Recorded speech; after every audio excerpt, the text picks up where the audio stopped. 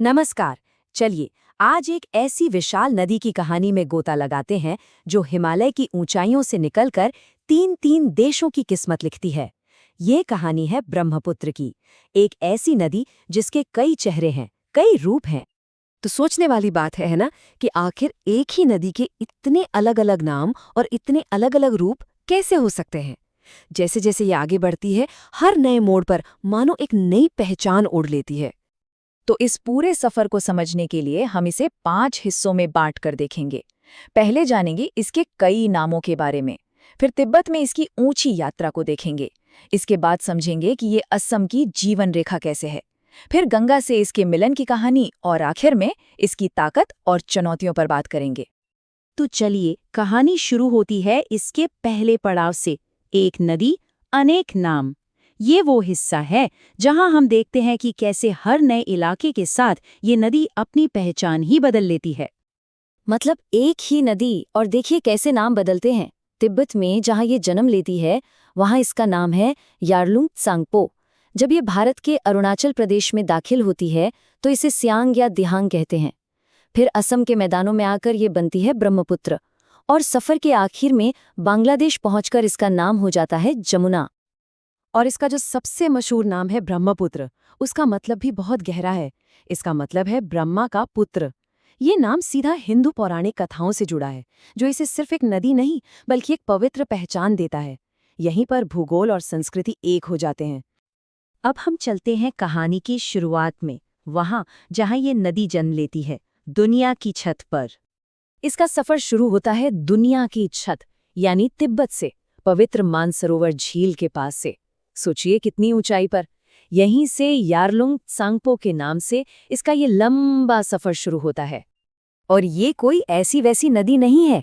जरा सोचिए, ये दुनिया की सबसे ऊंचाई पर बहने वाली सबसे बड़ी नदी है। ये फैक्ट अपने आप में ही इसकी कहानी को जबरदस्त बना देता है। और जब ये नदी तिब्बत के ऊंचे पठार से नीचे उतरती है तो इसकी असली ताकत देखने को मिलती है। ये पहाड़ों को चीरकर दुनिया की सबसे गहरी घाटियों में से एक बनाती है, सांगपो ग्रैंड कैनियन। ये कुदरत की ताकत का एक जीता जागता सबूत है। तिब्बत की ऊंचाइयों से उतरकर अब ये नदी भारत के मैदानों में दाखिल होती है, और यहीं से इसका एक नया रूप शुरू होता है, असम की जीवन रेखा। एक ऐसी ताकत जो बनाती भी है और बिगाड़ती भी है।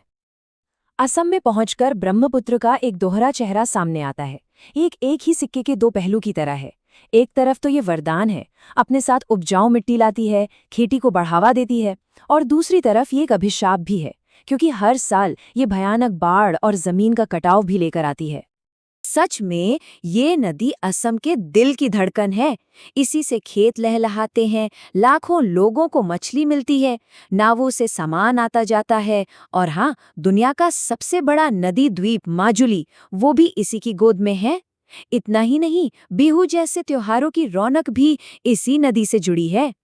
असम से आगे बढ़कर अब ये नदी एक नई सरहद पार करती है और बांग्लादेश में दाखिल होती है। और यहीं पर होता है दो महान नदियों का महासंगम। जैसे ही ये बांग्लादेश में कदम रखती है, इसका नाम एक आखिरी बार बदलता है और ये बन जाती है जमुना। ये इस देश में इसके सफर के एक नए अध्याय की शुरुआत है। और यहीं पर इसका मिलन होता है भारत की एक और महान नदी, गंगा से। सोचिए, दो विशाल नदियां एक हो रही हैं, कितना जबरदस्त नजारा होगा। मिलकर ये एक बहुत बड़ी जलधारा बन जाती है। और इस महासंगम का नतीजा क्या होता है? दुनिया का सबसे बड़ा डेल्टा, सुंदरबन। ये एक इतना विशाल और अनोखा इकोसिस्टम है कि इसे अंतरिक्ष से भी साफ साफ देखा जा सकता है। तो हमने इस नदी के पूरे सफर को देख लिया। अब आखिर में बात करते हैं इसकी बेहिसाब ताकत और इससे जुड़ी चुनौतियों की। देखिए, ब्रह्मपुत्र की कहानी विरोधाभासों से भरी है। एक तरफ इसकी चौड़ाई और तेज धारा में बिजली बनाने की इमेंस पोटेंशियल है, तो दूसरी तरफ यही ताकत हर साल भयानक बाढ़ लाती है, जमीन को काटती चली जाती है। ये तीन देशों को पानी तो देती है, पर क्लाइमेट चेंज की वजह से ये अब एक बहुत बड़ी चुनौती भी बनती जा रही है। तो कुल मिलाकर हम ये कह सकते हैं कि ब्रह्मपुत्र सिर्फ बहता हुआ पानी नहीं है, ये तिब्बत, भारत और बांग्लादेश, इन तीन देशों की जान है, उनकी जीवन रेखा है। ये नदी जिंदगी देती भी है और छीन भी लेती है।